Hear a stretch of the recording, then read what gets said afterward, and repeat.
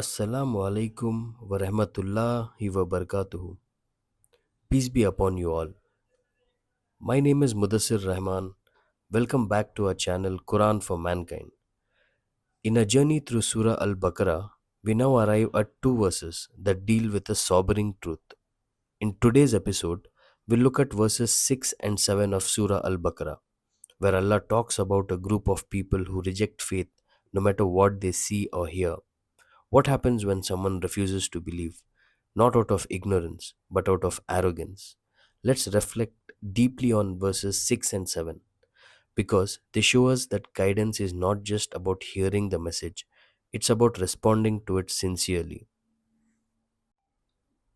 Surah Al Baqarah, chapter 2, verse 6. Indeed, those who disbelieve, it is the same for them whether you warn them or do not warn them, they will not believe. Allah is not talking about people who have doubts or questions. He's talking about those who have seen the truth, heard the message, and still choose to reject it. Why? Because of arrogance, pride, and ego. So Allah says, it doesn't matter whether you warn them or not, their hearts are closed. Surah Al Baqarah, chapter 2, verse 6. Innal ladina kafaru sawa'un alayhim a anzartahum am lam tunzirhum la yuminun. Guidance is a two-way street. The Quran is a message of mercy, but we must open our hearts to receive it. This verse refers to a specific type of disbelievers, those who reject faith knowingly and stubbornly. It doesn't apply to people who are ignorant or unaware of the truth. Rather, this refers to those whose hearts have consciously turned away, despite clear warnings. Ibn Kathir explains that this verse refers to those whose hearts have been sealed due to arrogance and persistent rejection. Al Qurtubi adds, this is not injustice from Allah. Rather, these people made the choice to reject repeatedly, so Allah sealed their hearts. The Prophet Muhammad, peace be upon him, said, the hearts are between the two fingers of the Most Merciful. He turns them as He wills. This teaches us that guidance is from Allah, but we must seek it with humility. These people refused it deliberately. We should never mock or belittle the truth, even if we don't understand it fully. Ignoring signs and warnings may cause the heart to harden. Every time we reject truth knowingly, it becomes easier to reject it again until belief becomes nearly impossible. Surah Al Baqarah, chapter 2, verse 7. Khatamallahu ala kulubihim wa ala sam'ihim wa ala absarihim ghishawa wa lahum adabun azim. Allah has set a seal upon their hearts and upon their hearing, and over their vision is a veil, and for them is a great punishment. This verse is deeply powerful.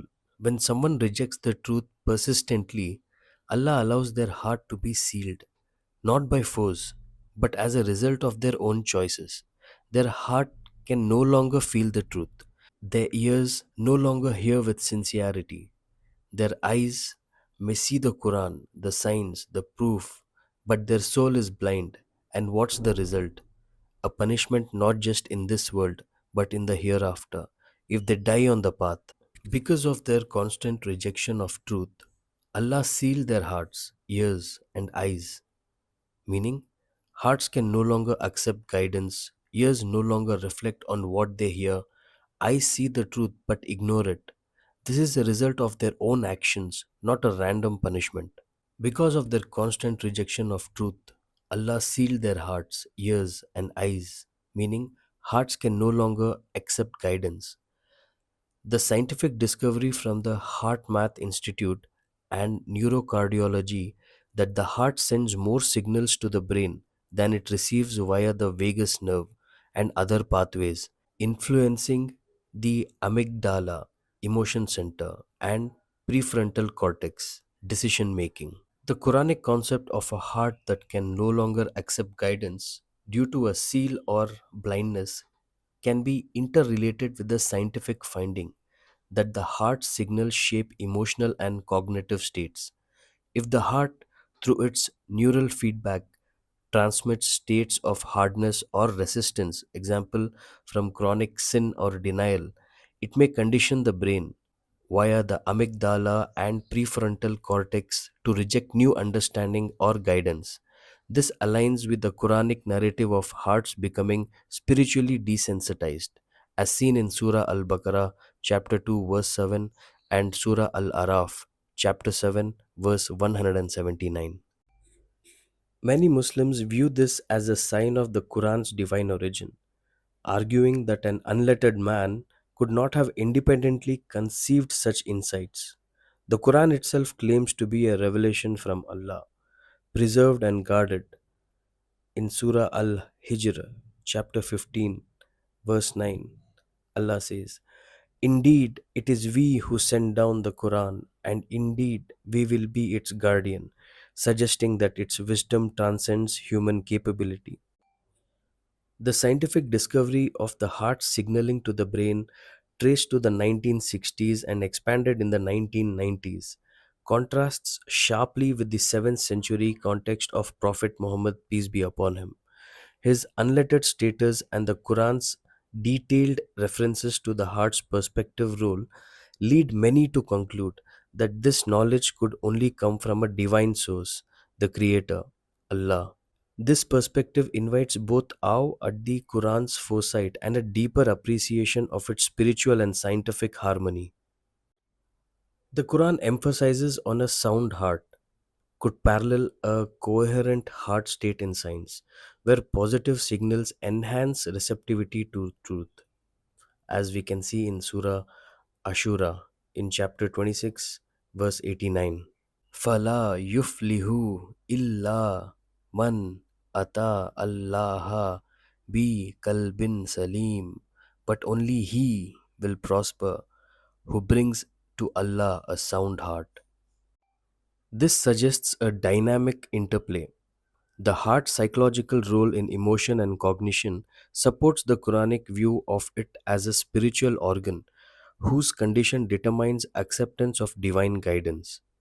Engaging in dhikr or prayer, which science shows improves vagal tone and HRV, might unseal the heart, aligning its signals with openness and guidance. Recognizing the heart's influence as per HeartMath could encourage believers to purify their emotional states, resonating with Quranic calls to soften the heart. These verses are not here to condemn, they are here to warn. Because anyone can become arrogant, anyone can close their heart, but the Quran is a book of reminders. And if you are hearing this message today, that means your heart is still alive. So don't let the heart harden. Don't let the soul go deaf to truth. Turn back to Allah. Ask for guidance.